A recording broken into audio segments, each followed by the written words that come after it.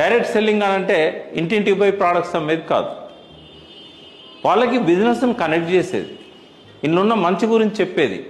చేసినా చేయడం వాని ఇష్టం, చెప్పడం మన ధర్మం, వినకపోతే వాని కర్మం. వినకపోతే ఏమవుతుంది, మన లైఫ్ సేమ్ ఉంటుంది, ఇంకా దిగజారుతుంది. వింటే ఏమవుతుంది, డెఫినెట్గా లాభాలు ఉంటాయి, అడ్వాన్స్ అవుతాడు కదా. ఎట్లా రోజు సంపాదిస్తూనే ఉన్నాడు. అందుకే మేము ఏమంటాం, ఈ business part time చేయాలంటాం.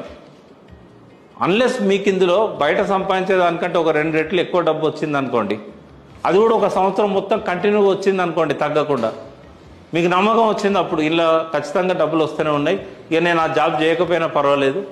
Government job అయితే లీవ్ పెడతారు, ప్రైవేట్ జాబ్ అయితే ఇక నేను ఇక్కడ 2 గంటలు కష్టపడితే నాకు నెలకు 1,00,000 వస్తున్నాయి, 50,000 వస్తున్నాయి, ఆడపోయి 20,000కు నేను ఎందుకు పని చేయాలి, ఆ టైం ఇక్కడనే పెడితే ఎక్కువ వస్తుంది కదా.